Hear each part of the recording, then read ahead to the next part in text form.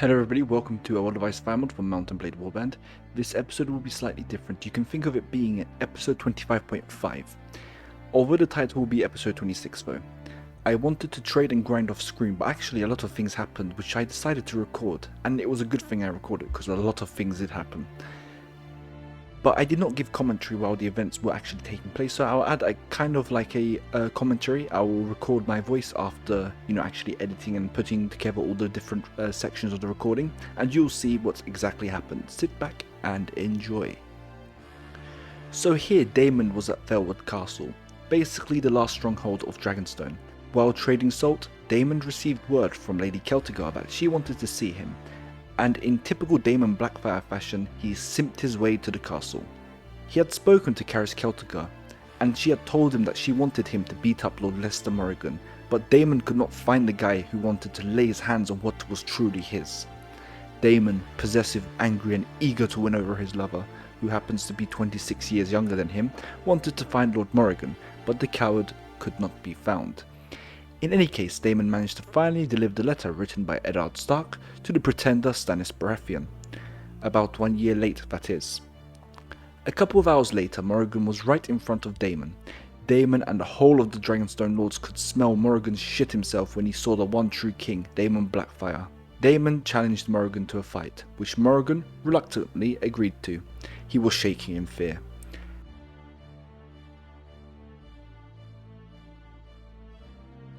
Daemon takes down Morrigan in just 2 hits, and Morrigan cowers away and, like the cuckold he is, relinquishes his love for Caris Celtigar.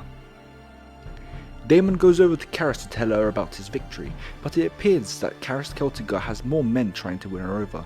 This time it is some other beta male called Andrew Estamont. Apparently Estamont had liked Caris since he was a kid. He called Daemon a foreign crude, which Daemon, as the one true king of Westeros, would not take lightly.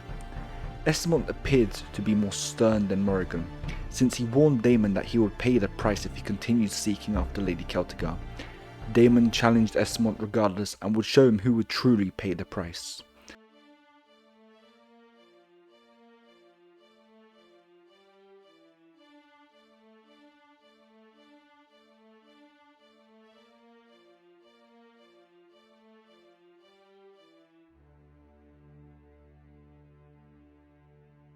After that, there was another guy called Richard Horpe.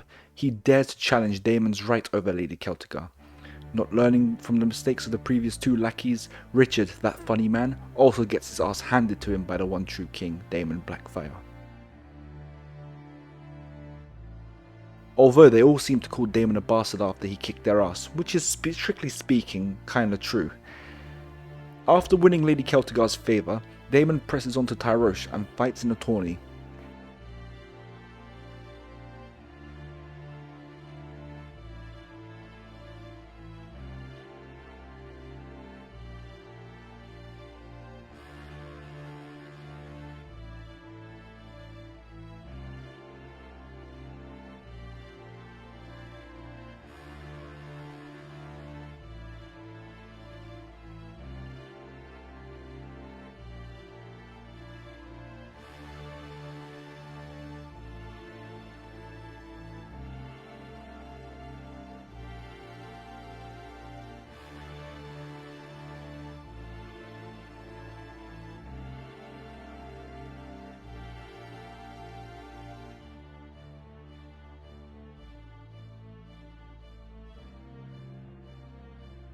In the second round, Daemon almost gets knocked out by a lance charge from a veteran freerider, but Daemon gets back onto his feet and defeats his opponents.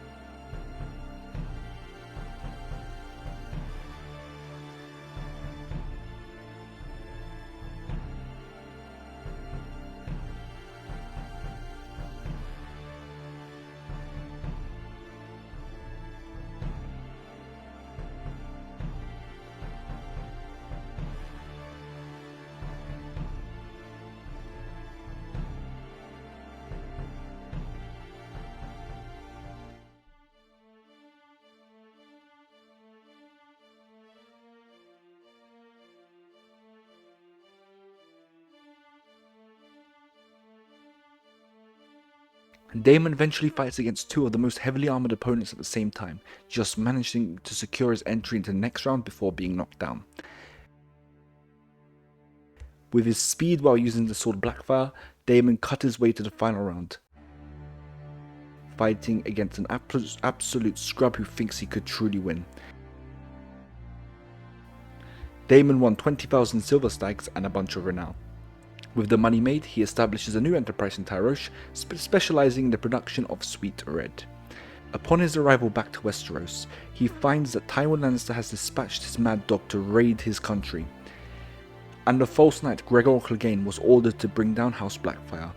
Noting what the Mountain did to Rhaegar's children during Robert's rebellion, Daemon knew he had to defeat Clegane and capture him.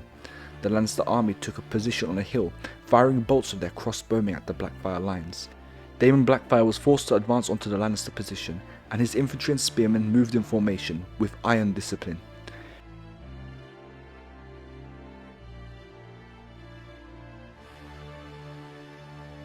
During the battle, the mad dog Gregor Clegane came close to the Black Dragon, King Daemon Blackfyre. Daemon went after the Mountain, wanting to challenge him to single combat, but the Mountain was saved by his knights as he cowered away. Daemon managed to avoid a couch lance attack. Eventually, the Mountain is struck down by the Blackfyre forces, and the battle turns out to be a certain Blackfyre victory. Only 24 Blackfyre troops lost their lives in the battle, compared to 142 Lannister losses. But most importantly, the Mountain was captured by Daemon Blackfyre, and you all know where he was going. Oh, you bet he's going to the wall.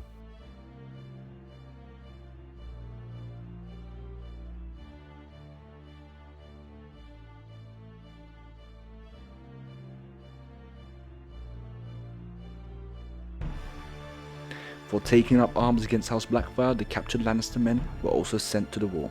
Traitors and thieves will never be forgiven. They shall bend the knee, or they shall be destroyed.